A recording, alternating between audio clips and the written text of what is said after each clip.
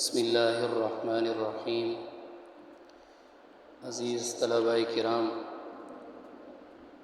آج آپ حضرات کے سامنے قرآن کریم کے متعلق چند باتیں عرض کرنی ہے۔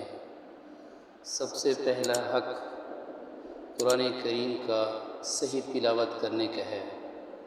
آج کل لوگوں میں پروپیگنڈا کیا گیا کہ قرآن کریم کو طوطے کی طرح رٹنے سے کیا فائدہ ہوتا ہے۔ جب تک کہ انسان اس کے معنی اور مطلب نہ سمجھے اور جب تک اس کے مفہوم کا اس کو علم نہ ہو، اس طرح سے بچوں کو قرآن کریم رٹانے سے کوئی فائدہ حاصل نہیں ہوتا۔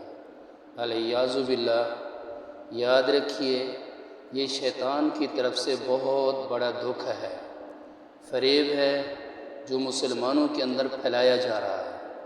حضور اقدس صلی اللہ علیہ وسلم کو جن مقاصد کے لیے بھیجا گیا، ان میں سب سے پہلا مقصد یہی تلاوت قرآن کریم کا ہے۔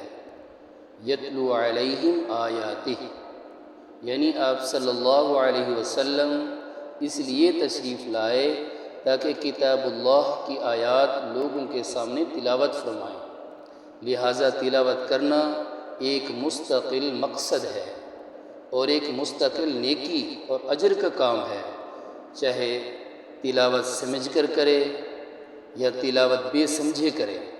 اور یہ تلاوت حضور اقدس صلی اللہ علیہ وسلم کی بعثت کے مقاصد میں سے ایک مقصد ہے، جس کو سب سے پہلے ذکر فرمایا یتلو علیہم آیاتہ، پھر اس کے بعد فرمایا وَيُعَلِّمُهُمُ الْكِتَابَ وَالْحِکْمَةَ، اور اس کے ساتھ قرآن کریم کی تلاوت کس طرح سے ہونی چاہیے، اس کے لیے بھی ایک مستقل فن تجوید ہے۔ قرآن کریم کی تلاوت ایسی بے وقعت چیز نہیں ہے کہ جس طرح چاہا تلاوت کر لیا، بلکہ نبی کریم صلی اللہ علیہ وسلم نے صحابہ کرام یعنی پاکیزہ جماعت کو باقاعدہ تلاوت کرنے کا طریقہ سکھایا اور اس کی تعلیم دی کہ کس لفظ کو کس طرح ادا کرنا ہے، کس طرح زبان سے نکالنا ہے۔ اس کی بنیاد پر مستقل علوم وجود میں آئے جن کی مثال دنیا کی کسی قوم میں نہیں ہے۔ ایک علم تجوید اور دوسرا علم قرات۔ علم تجوید یہ سکھاتا ہے کہ قرآن کریم کو پڑھنے کے لیے کس حروف کو کس طرح نکالا جائے گا، کس حرف کو نکالنے کے لیے کن باتوں کا خیال رکھنے کی ضرورت ہے، اور اس علم کے اندر وہ طریقہ بتایا گیا جس طریقے سے نبی کریم صلی اللہ علیہ وسلم نے قرآن کریم پڑھا۔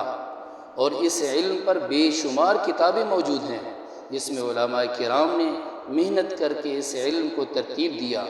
اس علم کی مثال دنیا کی کسی دوسری قوم کے پاس بھی نہیں ہے کہ الفاظ کی ادائیگی کے لیے کیا کیا طریقے ہوتے ہیں، کس طرح الفاظ کو زبان سے نکالا جاتا ہے۔ یہ صرف اور صرف امت مسلمہ کی خصوصیت ہے کہ نبی کریم صلی اللہ علیہ وسلم کے معجزات میں سے ایک معجزہ ہے، اور یہ علم آج تک اس طرح محفوظ ہے کہ آج ہم پورے اطمینان کے ساتھ یہ بات کہہ سکتے ہیں کہ سرکار دو عالم صلی اللہ علیہ وسلم نے جس طرح قرآن کریم پڑھا تھا اور جس طرح آپ پر قرآن کریم نازل کیا گیا ہے، الحمدللہ اسی طرح وہ قرآن کریم آج بھی محفوظ ہے۔ کوئی شخص اس کے اندر کسی قسم کی تبدیلی نہیں لا سکا۔ تو عزیز طلباء، اللہ سے دعا ہے اللہ کریم ہم سب کو قرآن کریم کی صحیح معنی میں صحیح طریقہ سے تلاوت کرنے کی توفیق عطا فرمائے۔